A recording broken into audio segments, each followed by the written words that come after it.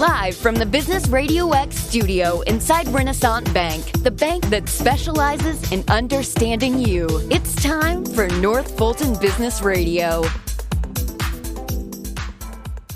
And hello again, everyone. Welcome to another edition of North Fulton Business Radio. I'm John Ray, and no, we're not in our normal spot inside Renaissance Bank, but looking forward to getting back soon.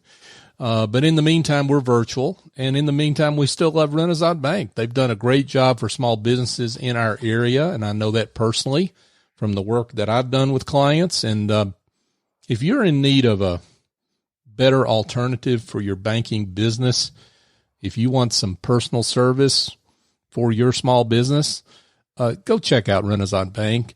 You can find their offices across the Southeast, 190 offices across the Southeast. They're open and ready to serve you. You just have to make an appointment ahead of time. So go to renaissancebank.com for the nearest office, or if you want a recommendation in the North Fulton area, send me an email. I'll give you one. But go to renaissancebank.com. Renaissance Bank, understanding you, member FDIC. And now I want to welcome two very interesting guests with a what looks like just a terrific concept. J.D. Grogan and Terri Etheredge with intHRaction. J.D., Terri, welcome. Hi. Thanks for having us. Glad to have both of you. So, okay, I set you up talking about how interesting this is. Why don't you tell everybody how interesting what you're doing is? It's awesome. So that elevator pitch, right? Yeah, the elevator pitch. Yeah, intHRaction is a collaborative performance platform, and with a mission of making the performance management process better for everybody in an organization, not just the business, not just the employee, but employees, managers, specifically human resources folks, and executives. And so we've built a SaaS, or a software as a service platform that really changes the approach to how performance reviews are done. Very antiquated process created by the military 50 years ago, 60 years ago, or by the government. And we're taking a whole new approach to it that we've found through the feedback that we've had. People are very interested in it. So, we were talking before we came on about really when you mention performance reviews to any manager and anybody that's managed, that's subject to them, the word pain immediately comes to mind. Yeah, we've got a tagline on our website that says, "Everybody loves performance reviews," right? Wrong. Yeah. Exactly. Right. Yeah. And the idea for this really came from Terri, who's got, umpteen years of experience. She's not that old, but she's got lots of experience in human resources. And she had a concept, and we started to collaborate and put together a really cool platform. So Terri, tell them about it a little. Yeah. So I think over 20 years in HR, performance reviews are definitely a sore spot for most individuals. Even if the review is a good review that you're going to be getting, it causes anxiety. And I think that anxiety comes from the unknown. We go a whole year for a process, and the employee typically feels that there might be some bias or something unfair. Everything's not captured. The managers know it's a cumbersome process that they have to go through. And so what we were looking to do is, how could we make this simpler? How could we make it be a ongoing feedback process that people actually enjoyed participating in, and that it was collaborative? So the ownership that a manager has to do a performance review everywhere typically comes to that person alone. They might seek out feedback from others, but typically that's going to be held to them personally. And what we were looking for is, the manager can't always be in every meeting or a part of every interaction that an employee has throughout their life cycle, right? So we were thinking, if we could figure a way to gather that interaction data from the people that you interact with daily, weekly, monthly, all of a sudden you start to get a feedback system that's more of an ecosystem that really is a collaborative way for people to move forward and to grow and develop with that process. Let's talk about how the data is gathered. I mean, how these different, as you call it, interactions are gathered, the feedback from those. And you mentioned they come from a lot of different people in the organization beyond just the manager themselves. Yeah, I think the approach that we've taken is that everybody is now familiar with receiving an email survey that says, how'd you like our service? And as soon as you respond, it pops up another dozen questions and you're like, oh, I'm out. Right. So we wanted to be cognizant of the fact that people don't want to answer surveys all the time. So how do we make a survey? How do we capture data in a manner that is as much effort as it takes to say, I don't want to answer it, I could answer the question. And how will we automate all that so that a manager or an HR team or somebody doesn't have to go and kind of create the survey or distribute the survey or get the information out there? So we've got a unique approach that we tap into the calendar of the organization. And we know that when people go into a meeting, we know who's going to be in that meeting. We know what time that meeting starts and ends. We know what the topic is of that meeting. And so we can automate a little survey that goes out to the folks in that meeting at the conclusion or a few minutes thereafter and just say, hey, I'm not asking you to tell me whether John's a great employee and does a great job or not. Just tell me how that interaction happened today. Mm-hmm. So in that meeting, was he present? Was he participative? Was he driving? Was he distracted? Was he on a device? Things like that.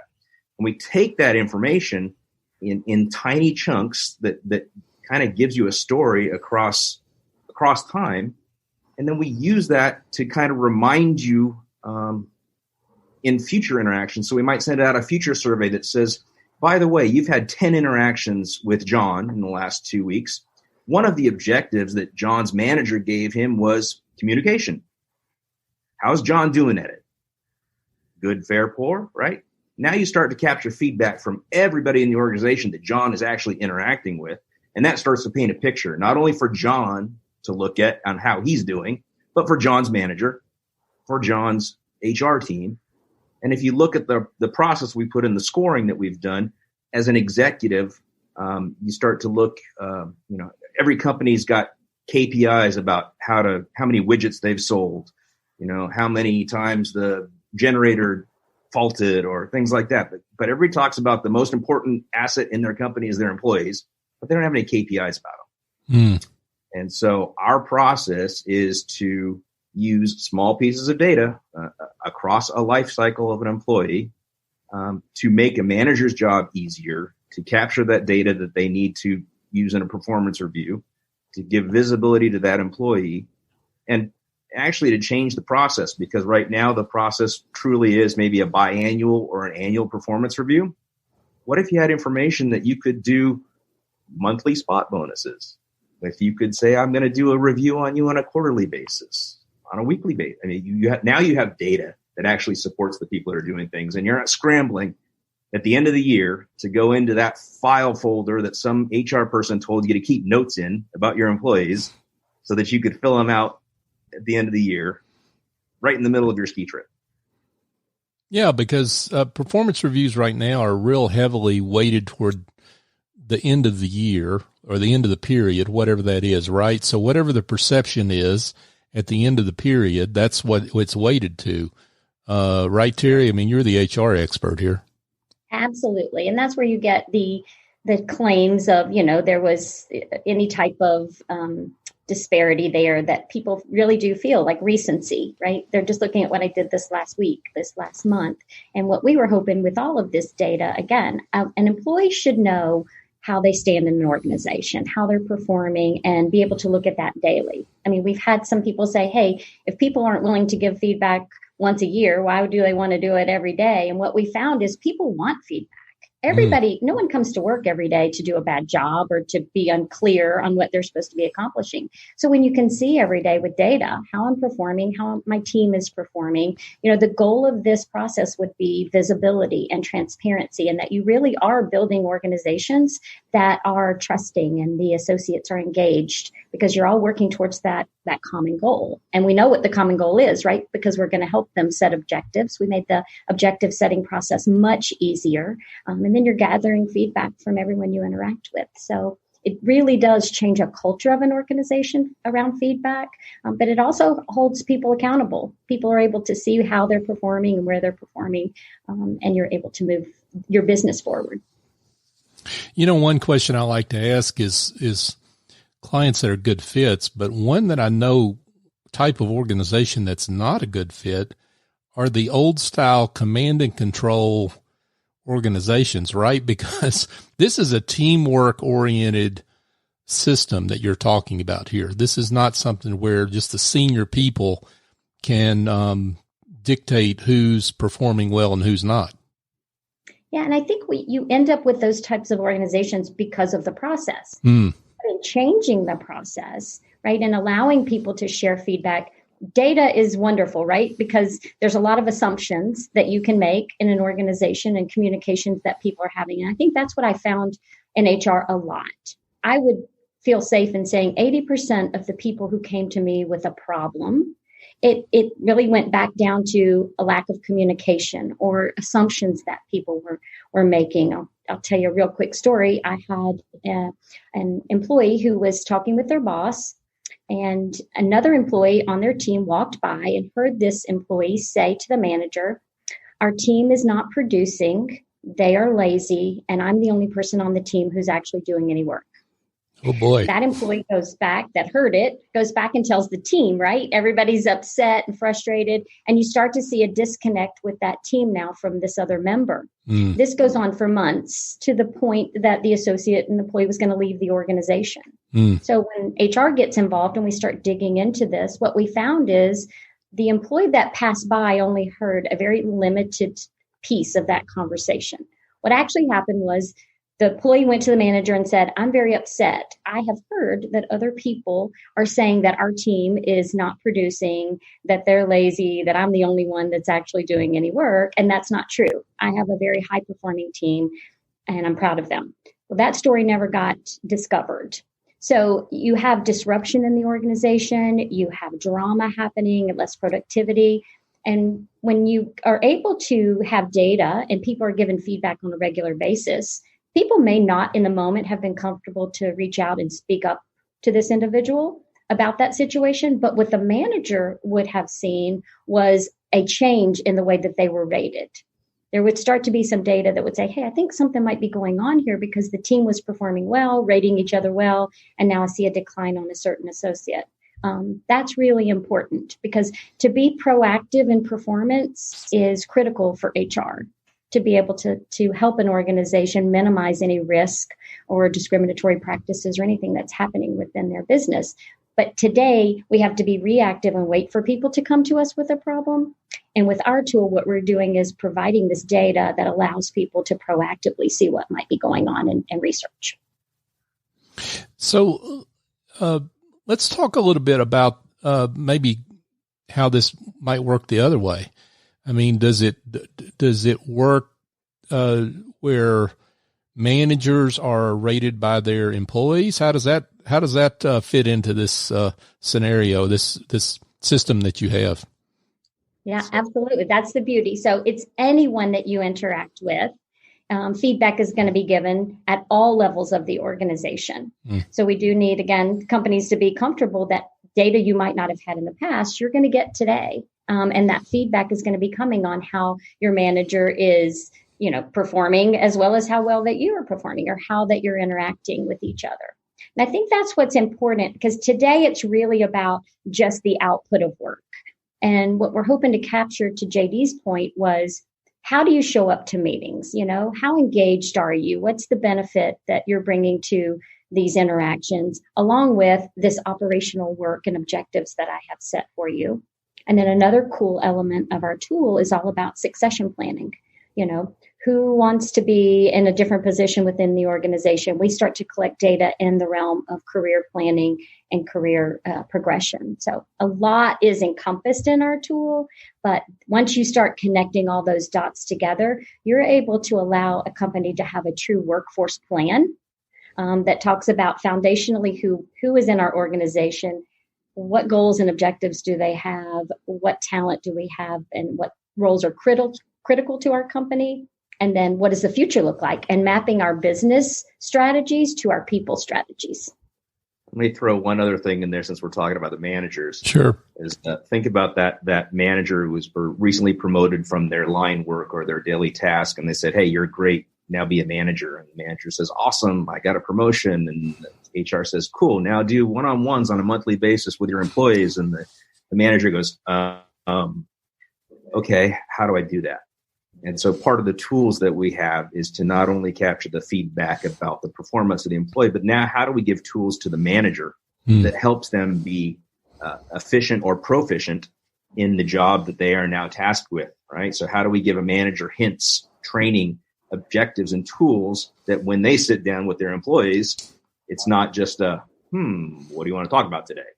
It's actually, I have visibility to how you're doing, and now I've got some tools in my quiver here that I can use to try and help you do better at that task. So when we talk about, we want to provide value to the whole organization, it truly is. We want to help the employee feel better in their job. We want to help a manager do their job better. We want to make sure that HR feels that there's accountability and the processes that they have in place are enforced. And we want executive teams to have visibility so that they can walk down the hall and go, "Wow, John, I heard you did a great job yesterday. Congratulations." You as the employee go, "Oh my gosh, CEO just gave me a shout out. That's awesome." Right? Wow, that's cool. Folks, we're speaking with J.D. Grogan and Terri Etheredge, and they're with intHRaction. Now, this is fascinating stuff. I am curious about one thing here. You mentioned the surveys that come, let's say, after meetings or what have you. I mean, I guess two things. How do you make sure you're asking the right questions? Right. And how do you make that easy to respond to and not onerous? Because JD, you mentioned the problem with surveys is people get into them and like they abandon the cart, right? I mean, but because they're too involved. Talk about those two particular issues. So any of our surveys are single click.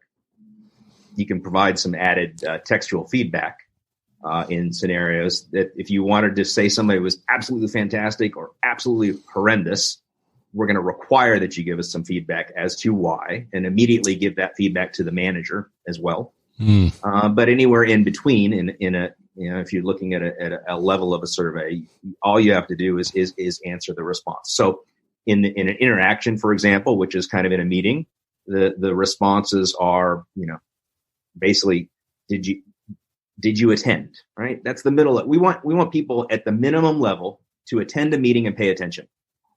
We surely like them to participate or contribute or drive a meeting, but we don't want them to be distracted, disruptive, or jerks.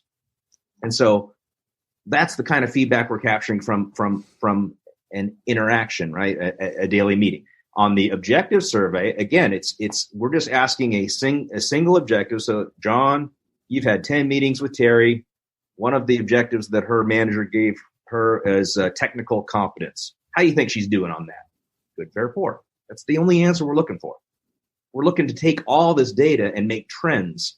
So now we can say, hey, the whole organization believes that Terri is doing a good job at technical expertise, or the whole organization or the people that she interacts with feel that Terri's not doing a good job. Now, Mr. Manager, let me give you some tools to help Terri figure out how to be better at that job. Mm-hmm. So the questions that we're asking are simple, kind of yes, no, thumbs up, thumbs down. But we captured lots and lots of data that tells a whole story versus an end of year 6-page narrative.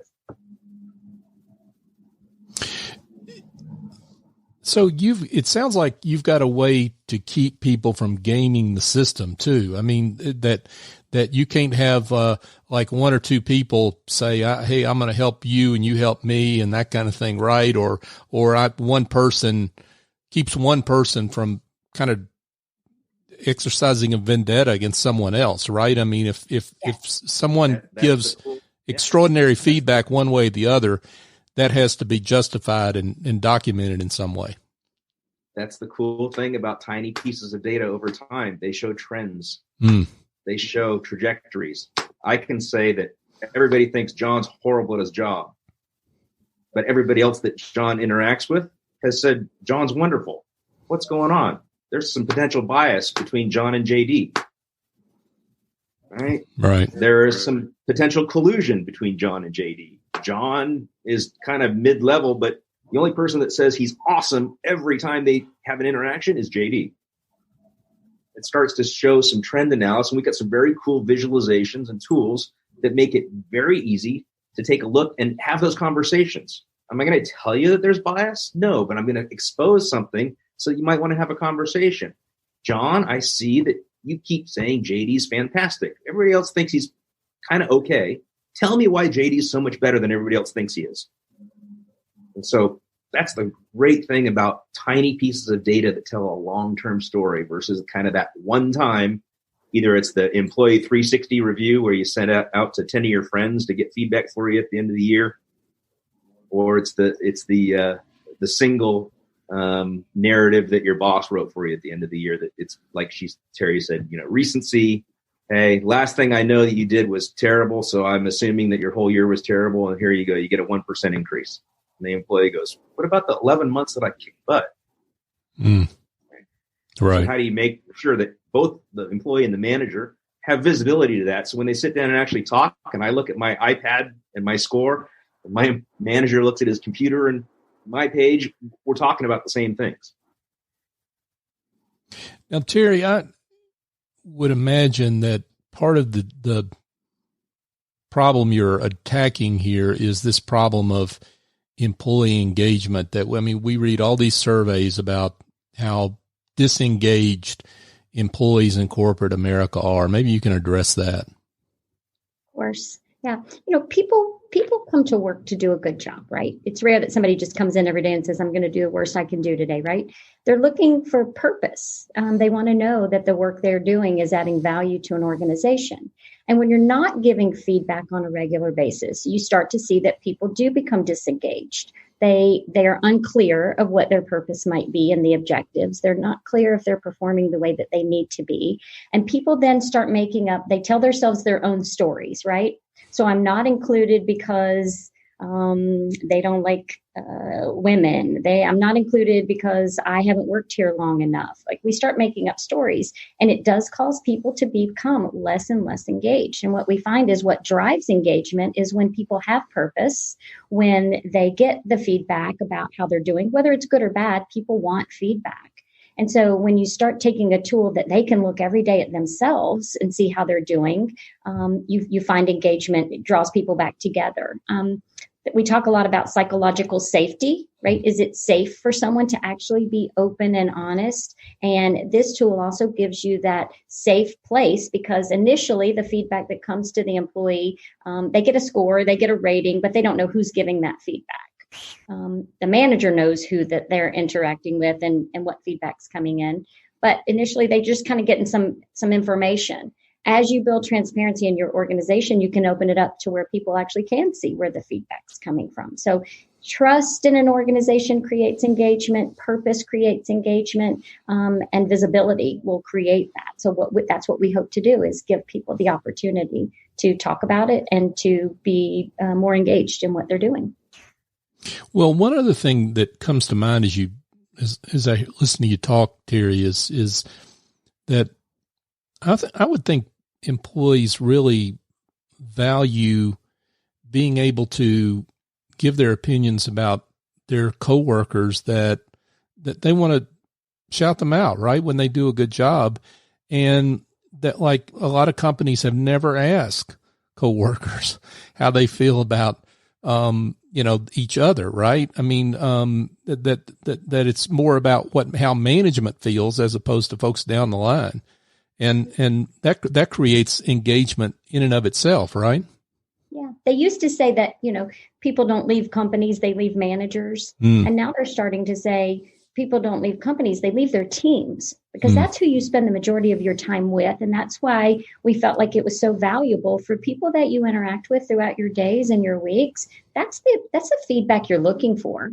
It's important that your manager feels like you're doing a great job, but people I come in and day out with, and I'm on projects with, and I'm supporting, I want to know how I'm doing, and I want to help those people as well. So that was another big challenge, is how often a manager would reach out to others to get feedback about how we're doing, because a manager's not with you 24/7, right? And they're not working with you on a constant basis throughout the day. So it just gives this opportunity for everybody to have a voice. And one thing I think that's very important is the voice may be something you need to look into. So there are going to be times when you have somebody in a meeting and everybody in the meeting might rate them low. But when you dig into that, you might find out that they're actually the voice of reason. It doesn't mean just because everyone rated them low that they weren't right, for some of the things they might have been bringing up. But what you now have is the opportunity to talk about it in real time and figure out what that is. And the more you talk about things in the moment, the quicker you are able to find resolution, to come to common ground and move forward. Because people hold things for long times when they haven't had any clarity around it. And that starts creating drama within your organization. Millions of dollars a year are lost with associates. Cy Wakeman is an author and a speaker, and she talks a lot about the average employee spends about 2.5 hours a day in drama. Something happened to them. They want to tell their peers. They want to, spend a lot of wasted time that's not productive for an organization. So what we want is the visibility and the transparency that really drives people to solve problems, to work together in real time. I'm shocked to hear that there's drama in a corporation, but but we'll come back to that. No, seriously, JD Grogan and Terri Etheredge are with us here with intHRaction now. How does it work? I mean, when you sign up a client, or you're going through even the discovery process before you engage a client, how does it work? I mean, how does someone get started? Well, that's an interesting concept, because traditionally the HR platforms are multi-million-dollar systems that require significant time in implementation, and most times there's lots of consulting that goes into getting them set up. We've taken a different approach. We're a SaaS platform, so if you wanted to get started with, it doesn't require an entire organization to adopt the platform to put it in place. If you wanted to get started with just a team or a division, you go to the website, we set up your instance on the system, and we automatically send invitations to the people that you want to be participating, and they're immediately playing.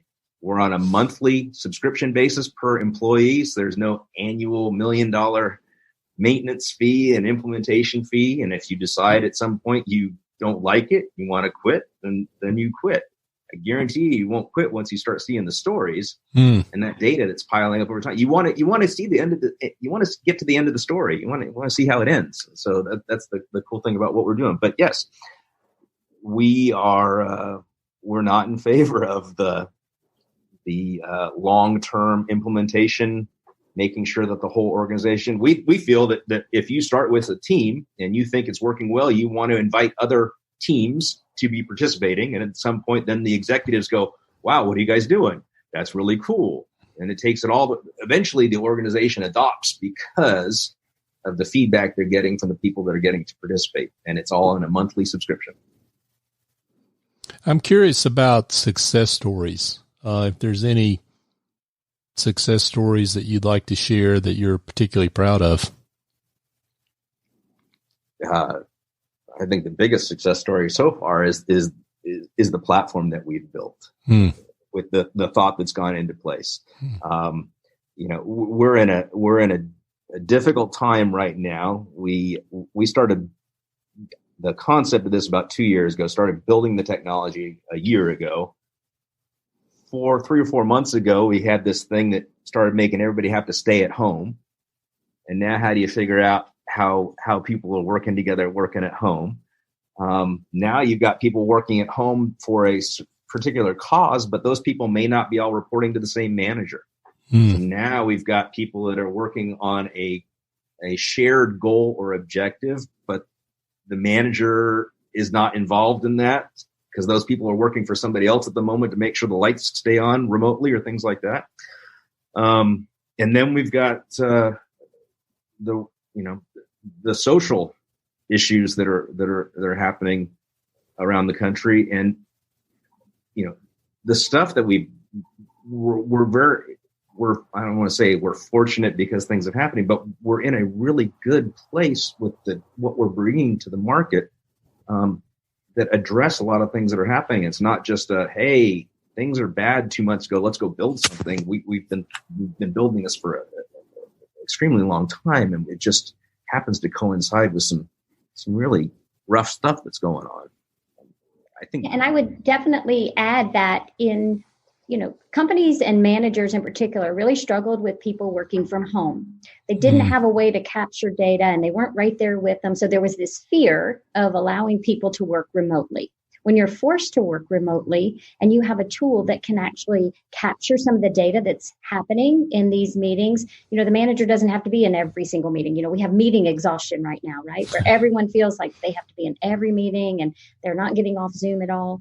But if you knew that you were going to get feedback from people that were in those meetings, there's a trust factor that starts being built that says, I can use some of the data that I'm getting as opposed to my physical presence to know what's going on. So we've seen that people feel a little more trusting in the process because they have data to back up some of the processes that they're forced to work through today.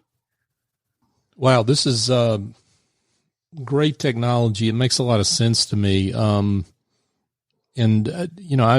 It's technology with some humanity around it. So that's nice to see, particularly in the environment we're in right now, where we see a lot of technology with no humanity. So this has been great. I guess talk about the kind of folks you want to connect with within an organization. I imagine that comes from HR, but maybe that's not always where that's not always the folks that would drive someone to you, right? Drive a company to you. I think, people that are in leadership positions that are espousing this kind of mantra of, I want a fair and inclusive and open, we certainly encourage that. I think our focus, we kind of joke around that the IT folks, they get a lot of cool tools. The sales folks, they get a lot of cool tools. The HR folks, they get spreadsheets. And so we want to make HR cool. And so we have been focusing short term kind of on helping to empower HR folks to bring new ideas to their organization, to show the value that they truly provide without the $1 million investment and taking a chance on a system that may or may not be the right fit. So, our initial kind of approach to the market is to people that work in the consulting world, business consulting and HR consulting, and people that are truly have an HR position to enable them to kind of introduce it to an organization. Of course, when a CEO says, here's this podcast and goes, that's really cool, and they call them, we love that too. Yeah, because if you really think about companies, we spend a lot of money on our machinery, making sure that it's working to optimal efficiency, right? We put a lot of effort into that. When it comes to people, we still use these old processes. Some companies are still using paper performance reviews. We need to get, our talent processes, and with the technology that's available today, we should be so future focused on how we make, the employees that work for us the best they can be, provide them the best opportunities, and have open, honest, and visibility, into everything that's going on with our people. They are the most important asset. For sure. Well, JD, Terri, this has been awesome. I'm really glad we were able to get you on the show and get the word out on what the good work you're doing. But you mentioned folks listening to a podcast and calling you. They can't call you unless they know how to. So let's get that contact information out there. How can folks be in touch, and where's the best place to connect with you? Absolutely. So the website is intHRaction.com, but we've taken a little spin because we want to put HR at the center of everything. So the word intHRaction is spelled intHRaction, intHRaction.com. Our company phone is on there. It gives you a little video about what we're doing. And if you want to reach out to us directly, it's 404-465-4966 or info@intHRaction.com. JD Grogan and Terri Etheredge, and they're the co-founders of intHRaction. JD, Terri, it's a pleasure having you. It was great, man. Thanks very much for having us. Thanks. It was awesome. Thanks for the opportunity. Thanks to both of you. All right. Folks, just a reminder that if you've got some other headaches that go beyond HR, maybe you've got some administrative tasks that need some tending to, or bookkeeping or presentations, marketing done for you, well, I've got an answer that involves something that's been around, a company that's been around for 18 years. So they're used to a virtual environment because they operate that way. Office Angels. Essie Escobedo at Office Angels, she takes your call, listens to what your problem is, and she picks an angel to come fly out of her heavenly nest and take care of your problem. And she's awesome. Her team is awesome. I use them. I know. So give her a call if you've got any of those issues. 770-442-9246 is her phone number. And the website is officeangels.us. Folks, just a reminder that you can find this show on all the major podcast apps by searching North Fulton Business Radio. You can also go to northfultonbusinessradio.com and find our archive of shows. We're up to number 250, and we're excited about that. So that's pretty exciting. And so there you go. And we the thing about it is we highlight some great folks like JD and Terri and the work they're doing. So if you can support our efforts on social media and rating us on your favorite podcast app, it gets the word out on what they're doing, because that's what we want to do here on North Fulton Business Radio. Social media, we're at North Fulton BRX on LinkedIn, Twitter, and Facebook, so check us out there. So for my guest, JD Grogan and Terri Etheredge, I'm John Ray. Join us next time here on North Fulton Business Radio.